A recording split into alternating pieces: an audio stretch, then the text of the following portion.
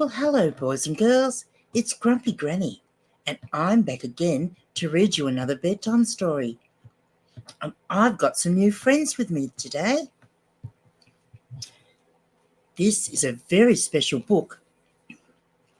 This book is called My Favourite Book of Goodnight Stories.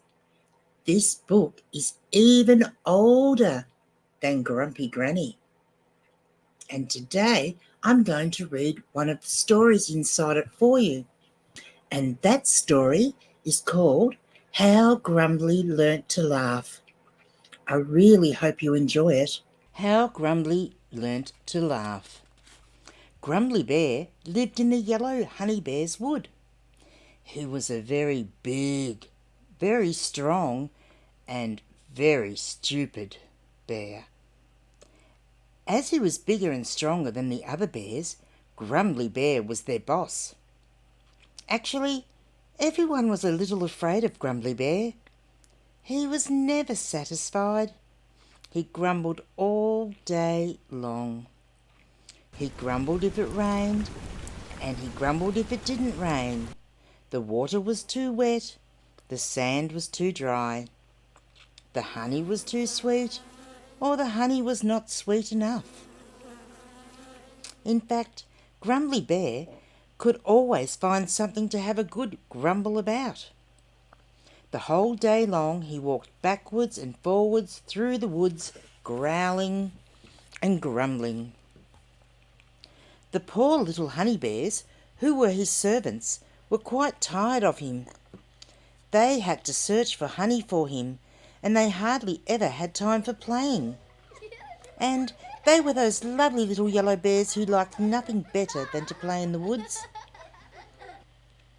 All the bears began to get very gloomy.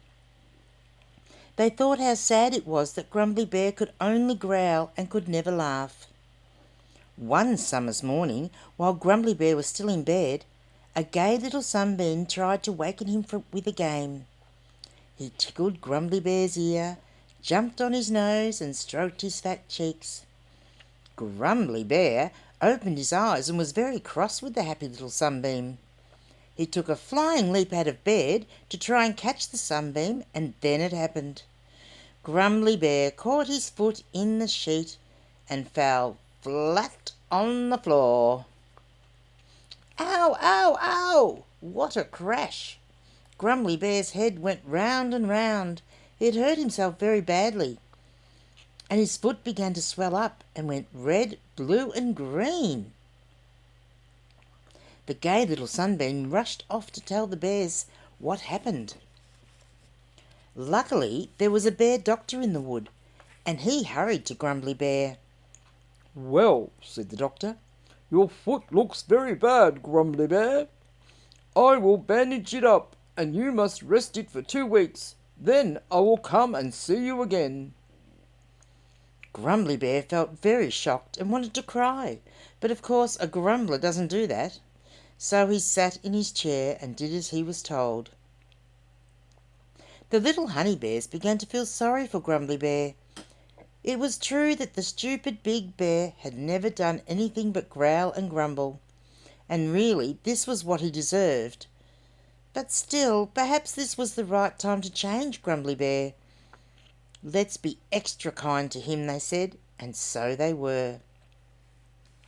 Grumbly Bear just couldn't understand. He knew that he had always been a nasty old grumbler, and he thought that now everyone in the wood would be pleased to forget him. But instead, all the little bears came one by one to visit him and bring him nice things. He realised from what they told him that the work in the wood went on as usual, and that no one was lazy. He just couldn't understand it. After a few days, when the worst of the pain had gone, the kind bears bought games like draughts and snakes and ladders to play. Very slowly the stupid bear began to realise that he had grumbled all these years without a cause. He now saw that everything went very smoothly in the bear wood without his grumbling, and that all the little bears had become much happier. They had even started a football club and made him president without him asking.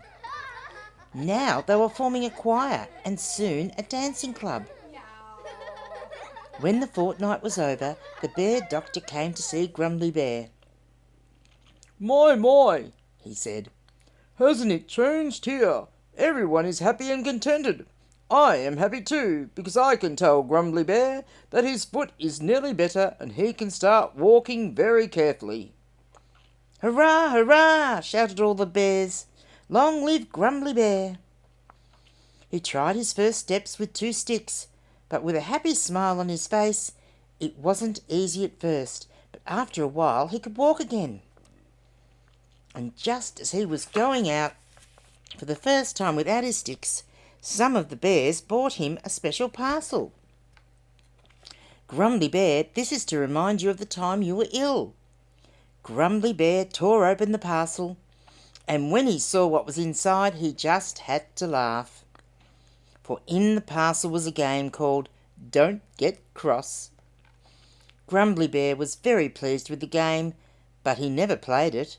Do you know why? Because Grumbly Bear put it in a special frame and hung it above his bed, and he never grumbled again. He just laughed and laughed. It was such a happy wood, the yellow honey bear wood. The end. Did you enjoy that story about Grumbly?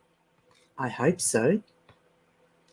I hope that you'll come back again, because next time I'm going to read you another story from this very special and very old book, and it is called Birthday in Beetleland. Wow. I'll see you then.